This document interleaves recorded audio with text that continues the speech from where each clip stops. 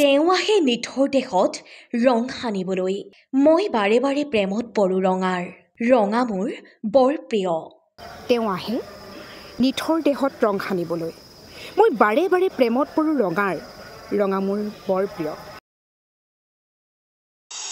বিৰিখৰ আচল খহাই প্ৰেমৰ বতৰালৈ আকৌ আহিল ফাগুন। সৰা পাতে পাতে ফাগুন নামিছে, ৰঙেৰে ৰাঙলী হৈছে আকাশ। শিমলু পলাশে আনিছে প্ৰেমৰ বতৰা, উন্মাদ ফাগুনে উদঙাই তুলিছে লঠঙা গছৰ মাদকতা।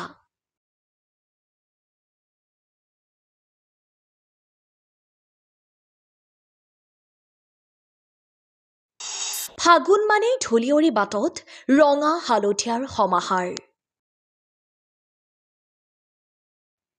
চৌদিশে এতিয়া শিমলু ফুলাৰ বতৰ। ফাগুন সকলোৰে আজন্ম প্ৰেমিক। চৌদিশে এতিয়া শিমলু ফুলৰ ৰঙীন সমাহাৰ।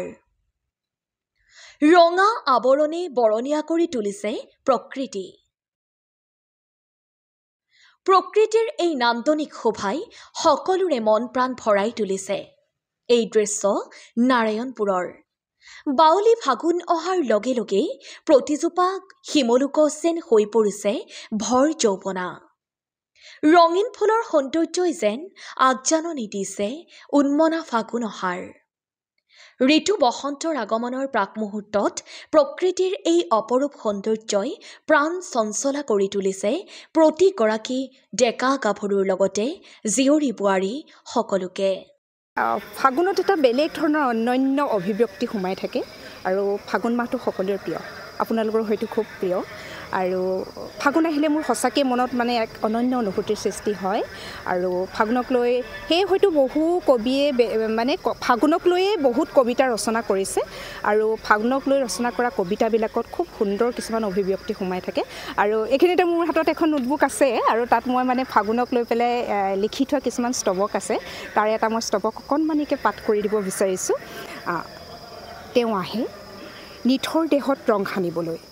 মই বাৰে বাৰে প্ৰেমত পৰো ৰঙাৰ, ৰঙা মোৰ বৰ প্ৰিয়।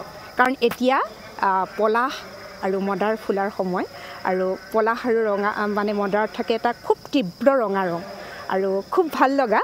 আৰু সেয়েহে হয়তো আৰু মানে ফাগুন আহিলে আমাৰ সঁচাকৈয়ে ভাল লাগে। কাৰণ ফাগুনৰ পাছতে যিহেতু বহাগ আহিব, বসন্তকাল আহিব আৰু বসন্তকাল সকলোৰে প্ৰিয়। কাৰণ বসন্তকাল এটা সম্ভাৱনাৰ প্ৰতীক বুলি কোৱা হয় আৰু বহাগ আহিলে সকলোবিলাক জাতিষ্কাৰ হৈ পৰে, বিশেষকৈ সেউজীয়া হৈ পৰে। কাৰণ ফাগুন মাহত যদিও মানে গছৰ পাত সৰি যায়, গছ লঠঙা হয়, কিন্তু বসন্তকালত মানে সেই গছ আকৌ পৰিপূৰ্ণ হৈ পৰে, নতুন গছ লতিকাৰে পৰিপূৰ্ণ হৈ পৰে। সেইকাৰণে হয়তো সকলোৱে চাগে ফাগুনক খুব ভাল পায় আৰু সকলোৱে হয়তো ফাগুনৰ মানে আজন্ম প্ৰেমী। Bureau' report, Narayanpur live.